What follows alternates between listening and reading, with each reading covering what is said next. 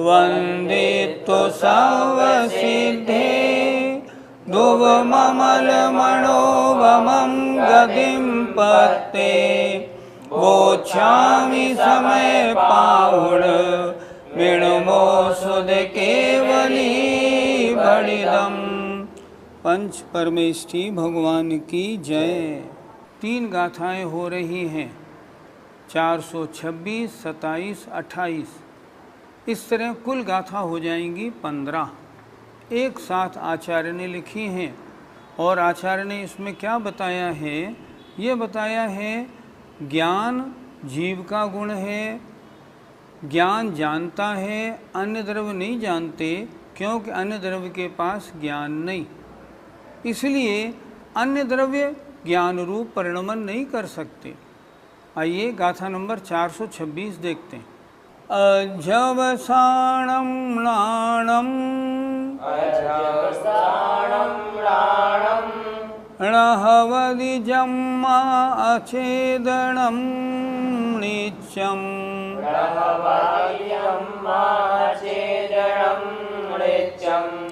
तम्मा अर्णं नाणं अजवसाणं तहार्णं बोलो। अजवसाणं नाणं णहवदिजम्मा अचेदनं नित्यं तम्मार्णं नाणं अजवसाणं तहार्णं बोलो। अजवसाणं नाणं णहवदिजम्मा अचेदनं नित्यं तम्मार्णं नाणं अजवसाणं तहार्णं।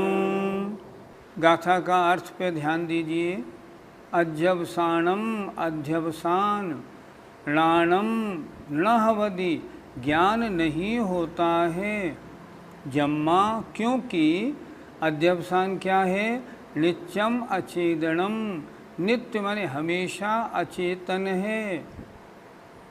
तम्मा इसलिए, राणम अर्णम ज्ञान अन्य है, तहा उसी प्रकार अध्यवसानम अर्णम अध्यवसान अन्य है। अध्यवसान क्या होता है?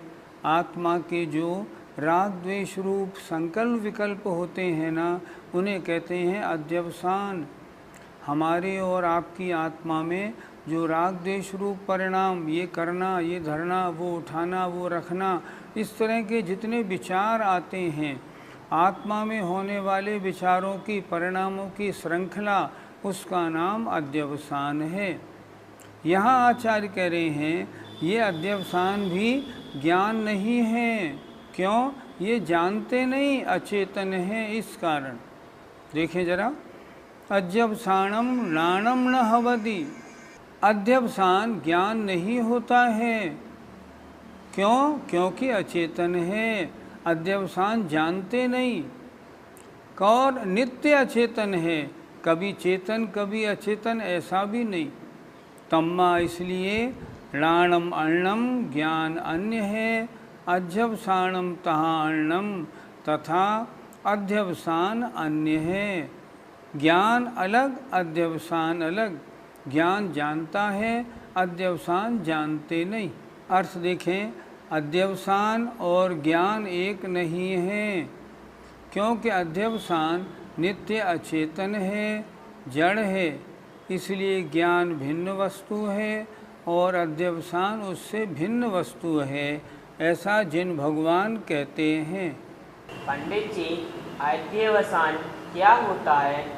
जीव जब अपने स्वभाव में रमण न करता हुआ बहिरंग पदार्थों की ओर जाता है, उनमें राग द्वेष आदि विकल्प करता है, अच्छे हैं बुरे हैं, इष्ट हैं अनिष्ट हैं, मनोज्ञ हैं अमनोज्ञ हैं, ऐसी जो विचारों की श्रृंखला, ऐसी जो परिणामों की जो श्रृंखला है, उसका नाम अध्यवसान है।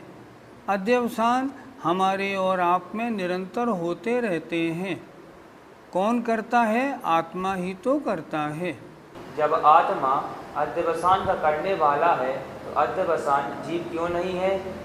अध्यवसान राग द्वेष आदि परिणाम ये आत्मा में क्यों हुए? कर्म उदय के कारण हुए।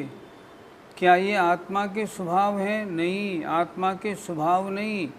अगर आत्मा के स्वभाव मान लोगे तब तो सिद्धों में भी होंगे। सिद्ध भगवान में राग द्वेष काम क्रोध कुछ भी अध्यवसान नहीं होते। इससे ये सिद्ध हुआ ये अध्यवसान आत्मा के स्वभाव नहीं, ये कर्म के कारण होने वाले हैं। यद्यपि राग द्वेष आदि परिणाम चेतनात्मक हैं, लेकिन फिर भी इनमें ज्ञान गुण नहीं होता। राग द्वेष आदि अन्य पदार्थ को जानते नहीं, ये आत्मा के विभाव परिणाम हैं। आत्मा का ज्ञान गुण अलग और ये राग द्वेष आदि परिणाम अलग, इनमें जानने की शक्ति नहीं। ज्ञान इनको तो जानेगा, ये ज्ञान को नहीं जान सकते। इसलिए आचार्य कह रहे हैं अध्यवसान चाहे आत्मा के परिणाम हो, फिर भी ज्ञान शून्य है। ज्ञान तो आत्मा का गुण है, आत्मा का स्वभाव है, इसलिए आत्मा में पाया जाता है। पंडित जी, जीव अध्यवसान से रहित कब होता है? जब तक आत्मा शुभोपयोगी अशुभोपयोगी रहता है, निरंतर अध्यवसान होते रहते हैं। जब इनसे छूटकर शुद्धोपयोग में आत्मा आता है और जब परम शुद्ध आत्मा का चिंतन करने में लगता है, उस समय राग द्वेष रूप विकल्प की परंपरा शांत हो जाती है। उस समय फिर अध्यवसान नहीं होते, अध्यवसान रहित अवस्था बन जाती है। ये अवस्था कब बनती है? ये अवस्था शुद्धोपयोग में मुनि महाराजों के बनती है। किन्हीं आचार्यों के अनुसार 7वें गुणस्थान से 12वें गुणस्थान तक, और करणान योग की अपेक्षा देखें तो 11वें और 12वें गुणस्थान में जहाँ कषाय समाप्त हो जाती हैं, वहाँ फिर कषाय संबंधी विकल्पों का क्या काम? 11-12वें गुणस्थान में कषाय नहीं, कषाय संबंधी विकल्प अध्यवसान भी नहीं, ऐसा समझो। 426 का पद्यानुवाद देखिए। होता न ज्ञान यह अध्यवसान सारा, वो जानता न कुछ भी जड़ का पिटारा। बोले जिनेश वह अध्यवसान न्यारा, चैतन्य धाम यह ज्ञान प्रमाण प्यारा। आत्मा में जो अध्यवसान होते हैं वो कुछ भी नहीं जानते, वे तो जड़ के पिटारे हैं, उद्गल के उदय के कारण आत्मा में हुए हैं, पर आत्मा के ज्ञान गुण से भिन्न हैं। ये तो जो चारित्र मोहिनी कर्म है उसके कारण होने वाले परिणाम हैं, इनका ज्ञान से कोई लेना देना नहीं। वो ज्ञान तो चैतन्य में पाया जाने वाला प्रमाण रूप होता है, जो सबको जानने का कार्य करता है। गाथा नंबर 427 देखिए। जम्मा जान दिणेचम, जम्मा जान दिणेचम, तम्मा जीवो दुजान गोणाणी। तम्मा जीवो दुजान गोणाणी।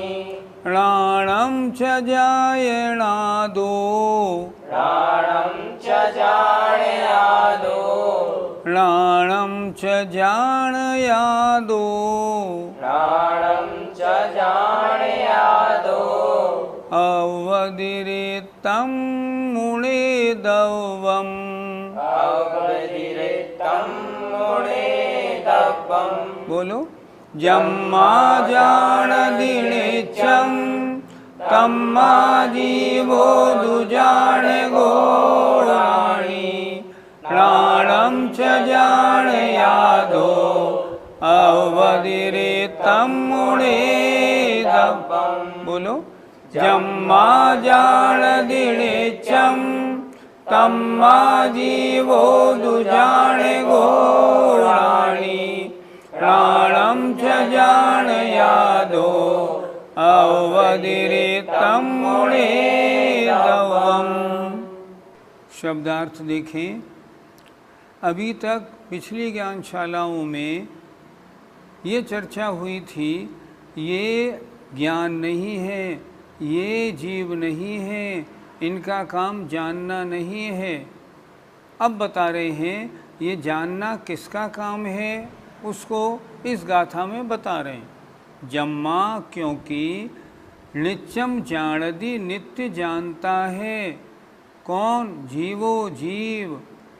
तम्मा इसलिए रानी जाणगो ज्ञानी ज्ञायक है, या जीव ज्ञायक है, ज्ञानी है। राणम च जायणा दो ज्ञान और ज्ञायक से उस जीव को अवधिरितम अभिन्न मुनिदब्बम जानना चाहिए। ज्ञान आत्मा एक ही बात, आत्मा और ज्ञान एक ही बात। आत्मा गुणवान है, ज्ञान गुण है, और ज्ञान गुण वाला होने से आत्मा ज्ञायक है। आत्मा में ज्ञान और ज्ञायकपना हमेशा पाया जाता है। जीव है तो ज्ञान और ज्ञायकपने से अभिन्न जानो। फिर देखें एक बार। जम्मा क्योंकि नित्यम जान दी, नित्य माने सदैव जानता है। तम्मा इसलिए जीवो जीव जाणगो ज्ञायक है, जानने वाला है। राणी ज्ञानी है। राणम च जायणा दो, और कैसा है जीव? ज्ञान और ज्ञायकपने से वह अभिन्न है। कभी ज्ञान ज्ञायकपने से वो रहित नहीं हो सकता, ऐसा जानना चाहिए। जीव जबकि सदा जानता है, इसलिए जीव ज्ञायक है, वह ज्ञानी है, और ज्ञान उस ज्ञायक से अभिन्न है, ऐसा जानना चाहिए। कोई द्रव्य किसी भी अवस्था में हो, किसी भी पर्याय में हो, अपने गुणों से कभी रहित नहीं हो सकता।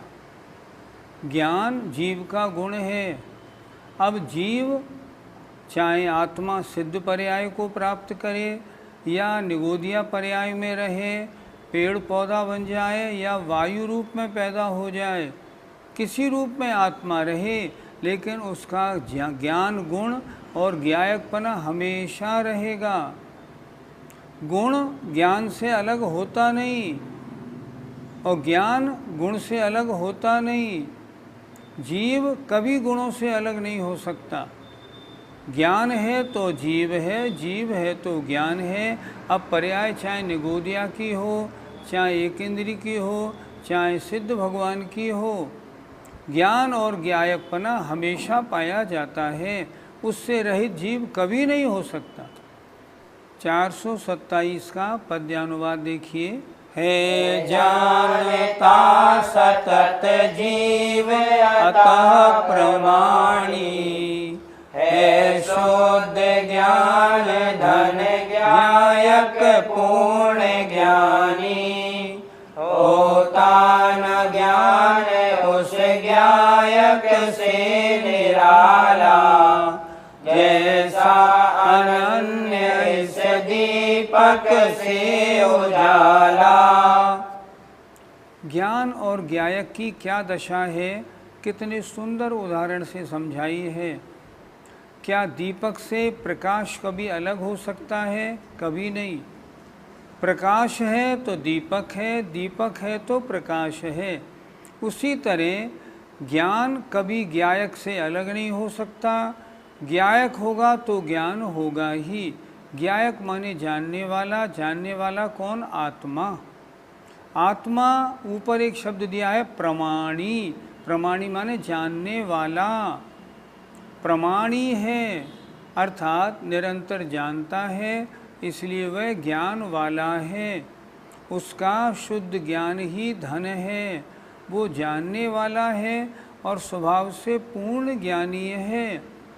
संसारी अवस्था में ज्ञानावरण कर्म के कारण उसका प्रकाश रुकता है, तब मतिशुद्ध ज्ञानी बनता है। स्वभाव से तो आत्मा केवल ज्ञानी ही है। आत्मा और ज्ञान के बारे में जो 15 गाथाएँ थीं उनमें से 14 हो गई। ये आज अंतिम गाथा हो रही है। प्राणं सम्मादिष्ठि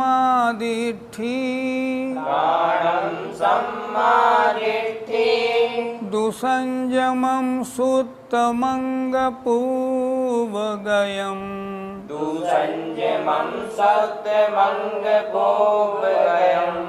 धम्माधम्मं च तः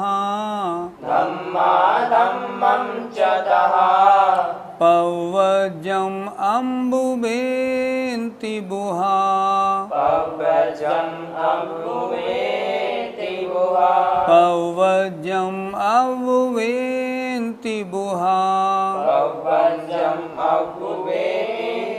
बुहा। बोलो प्राणं सम्मादिष्ठि दुसंजमं सुत्तमंगपोवगयम् धम्माधम्मं च तः पव्वजम् अम्बुवेन्ति बुहा।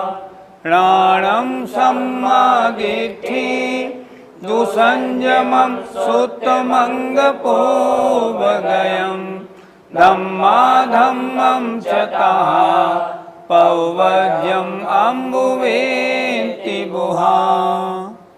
शब्दार्थ देखें।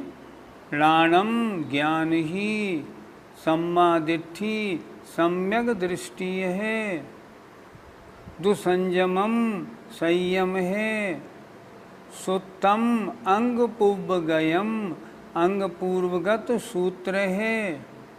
अर्थात सम्यक दृष्टिपना भी ज्ञान ही है, संयम धारण भी ज्ञान ही है, अंग पूर्व में जो सूत्र है उनका जानना भी ज्ञान ही है। धर्म और अधर्म धम्माधम्मम, धर्म और अधर्म तथा पव्वज्यम प्रव्रज्या अर्थात दीक्षा भी ज्ञान ही है। ऐसा बुहा ज्ञानी जन अंगीकार स्वीकार करते हैं। ज्ञानी जन ऐसा मानते हैं ये सारी परिणतियाँ ज्ञान की ही हैं और ये सब ज्ञान ही हैं। फिर एक बार देखें। प्राणम सम्मादिष्ठि ज्ञान ही सम्यक दृष्टि है, दुसंजमम ज्ञान ही संयम है, ज्ञान ही अंग पूर्वगत सूत्र है, धर्म और अधर्म है, तथा पव्वज्यम ज्ञान ही दीक्षा है। ऐसा ज्ञानी जन अंगीकार करते हैं, स्वीकार करते हैं। अर्थ देखें।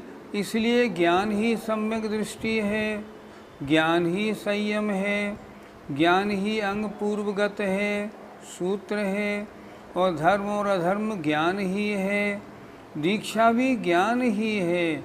ऐसा ज्ञानी जन अंगीकार करते हैं, स्वीकार करते हैं। ज्ञान को सम्यक दृष्टि कैसे कह दिया? तत्वार श्रद्धानम सम्यक दर्शनम।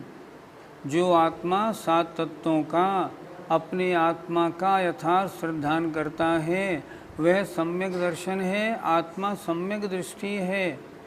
सोचें, तत्वों का या आत्मा का सच्चा श्रद्धान करना भी तो ज्ञान की ही परिणति है।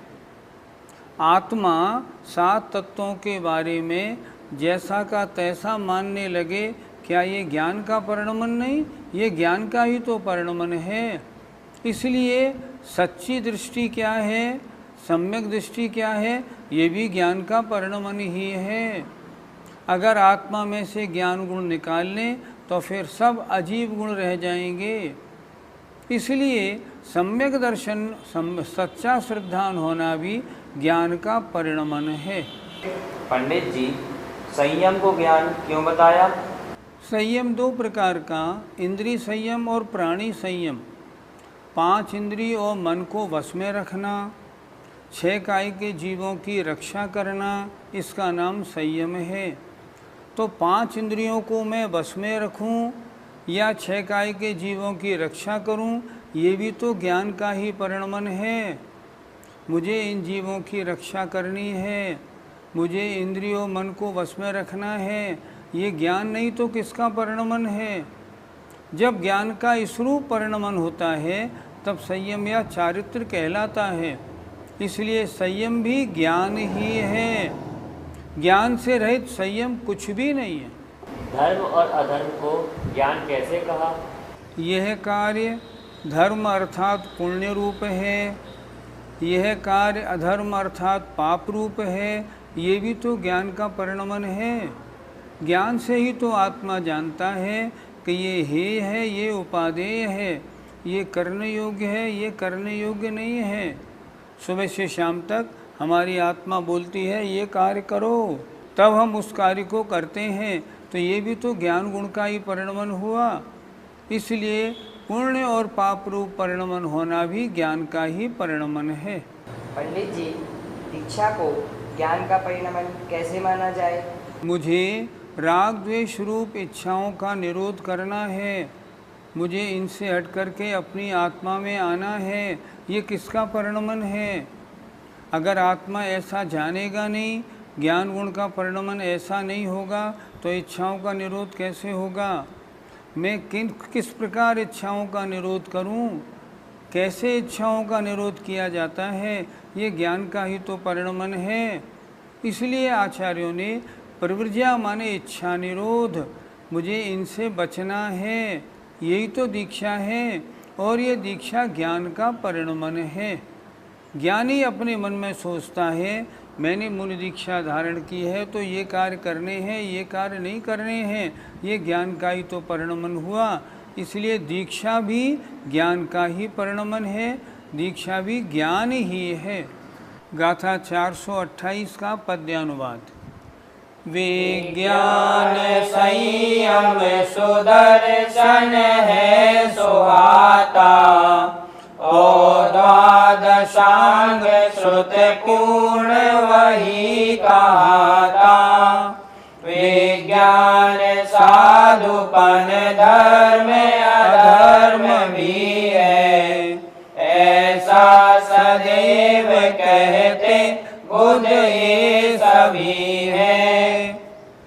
बुध माने सभी ज्ञानी यही कहते हैं, चाहे विज्ञान हो, संयम हो, चाहे सुदर्शन हो अर्थात सम्यक दर्शन हो, द्वादशांग श्रुत का ज्ञान हो, या साधुपना हो, या धर्म और अधर्म हो, ये सब ज्ञान के ही परिणमन हैं और ये आत्मा में ही है और आत्मा का गुण ज्ञान है।